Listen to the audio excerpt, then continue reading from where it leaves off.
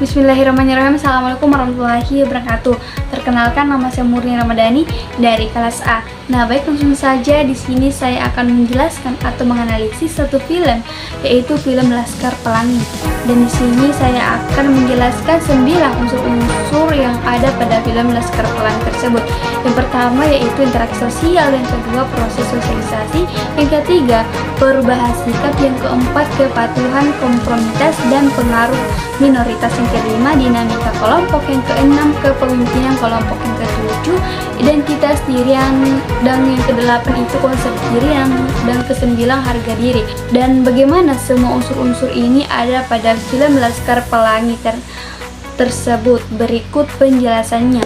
Yang pertama, interaksi sosial, di mana interaksi sosial dalam film ini terlihat hubungan antar para siswa dengan guru-guru mereka, terutama dengan ibu muslimah, serta hubungan antar teman di sekolah. Mereka berinteraksi dengan saling mendukung, berbagi, dan belajar bersama.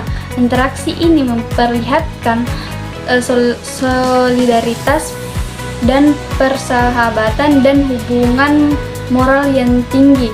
Nah, yang kedua yaitu proses sosialisasi, di mana proses sosialisasi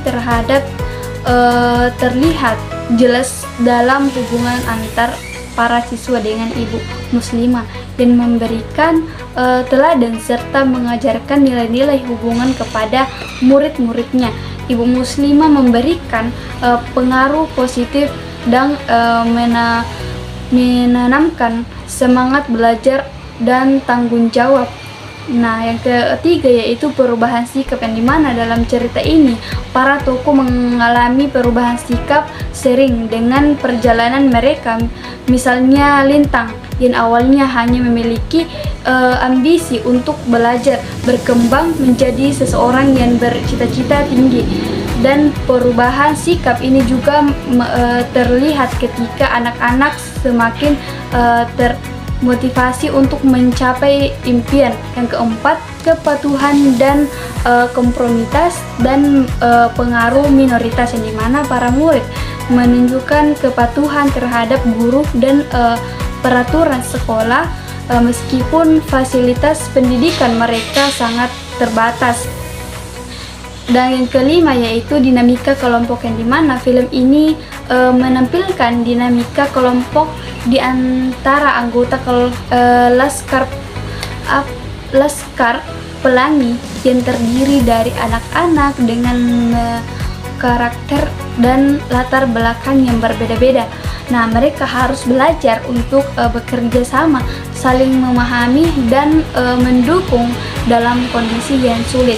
Nah, yang keenam yaitu kepemimpinan kelompok, yang dimana di dalam kelompok Laskar Pelangi dan karakter seperti Ikal dan Lintang menunjukkan kepemimpinan alami dalam kelompok. Mereka menjadi panutan bagi teman-teman mereka, berani menghadapi tantangan dan tetap termotivasi meskipun banyak hambatan.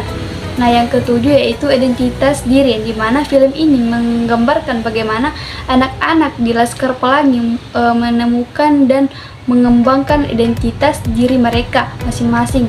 Lintang misalnya memiliki identitas sebagai siswa yang cerdas dan ingin mengubah hidupnya melalui pendidikan. Ikal juga berkembang dengan identitasnya sebagai seseorang yang ingin mencapai cita-citanya meskipun berasal dari keluarga miskin. Nah, yang kedelapan itu konsep diri, yang dimana setiap anak dalam kelompok Laskar Pelangi memiliki konsep diri yang unik yang terpengaruh oleh keadaan sosial dan ekonomi mereka. Mereka memiliki pemikiran bahwa pendidikan dapat mengubah nasib mereka, yang menjadi motivasi utama dalam perjuangan mereka. Hal ini membangun konsep diri yang kuat sebagai anak-anak yang pantang menyerah. Nah, yang kesembilan atau yang terakhir yaitu harga diri, yang dimana anak-anak di Laskar Pelangi menunjukkan bahwa mereka memiliki harga diri meskipun hidup dalam kemiskinan. Mereka bangga dengan pendidikan yang mereka miliki, dan ideal.